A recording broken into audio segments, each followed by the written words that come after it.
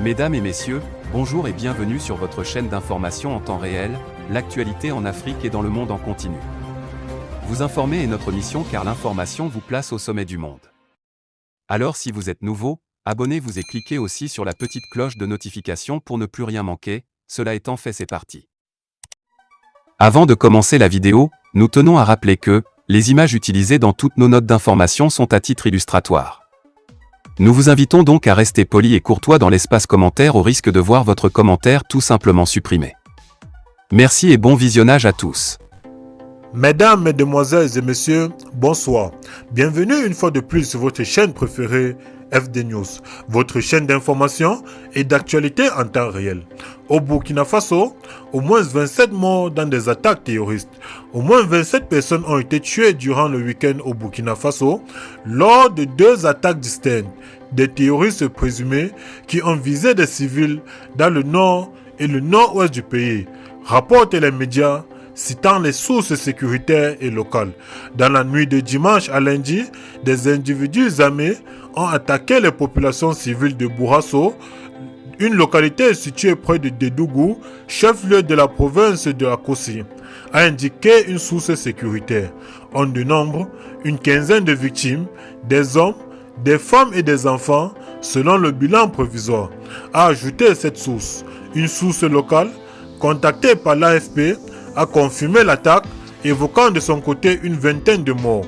Les individus armés ont d'abord fait un tour aux environs de 17 h dans le village tirant des coups de feu en l'air. Ils sont revenus plus tard dans la nuit et ont ouvert le feu aveuglement sur les populations, a expliqué cet habitant. Samedi, une autre attaque meurtrière a également eu lieu à Namisigima, dans la province de Yatenga, selon une source sécuritaire. Le bilan de cette attaque est de 12 morts, dont 3 volontaires pour la défense de la patrie. Des supplétifs civils qui combattent aux côtés de l'armée, a précisé cette source, évoquant également des vagues de déplacement des populations depuis dimanche.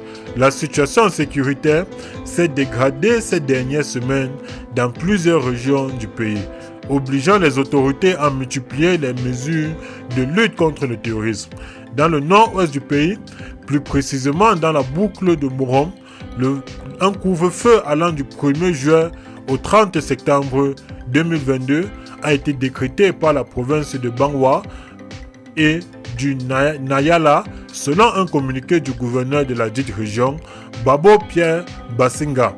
Le texte précise que durant cette période, de 22 h à 5 h du matin, la circulation des personnes, des véhicules à 4 roues et à 2 roues, des tricycles et des vélos est formellement interdite. Eh bien les amis, c'est ici que s'achève cette petite note d'information. Vous informer est notre mission. Eh bien, si vous êtes nouveau, abonnez-vous à notre chaîne et n'oubliez surtout pas d'activer la petite cloche de notification pour ne manquer à aucune de nos prochaines vidéos. Et bien les amis, n'oubliez pas aussi de nous laisser vos impressions en commentaire et de partager celle-ci à vos amis si vous l'avez trouvée notamment intéressante. Merci et bon visionnage à tous. Bye bye.